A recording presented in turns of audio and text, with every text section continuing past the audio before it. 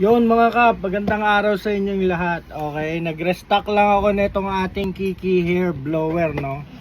Okay, so ito ay 2,500 watts.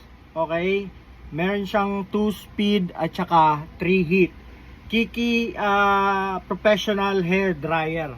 Okay, so yun mga kap, no, gusto ko lang i-flex sa inyo tong hair dryer natin, no, kasi if you want to mga kap, if you want to increase your price, makakatulong to, okay?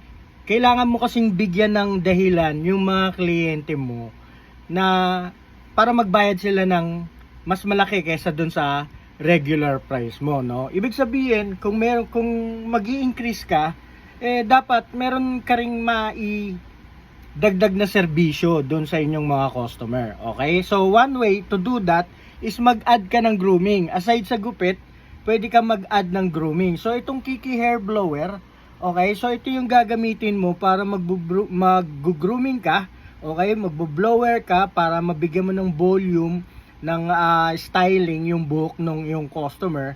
And then at the same time, lalagyan mo ng product like pomade, 'di ba? Yung mga gel, okay?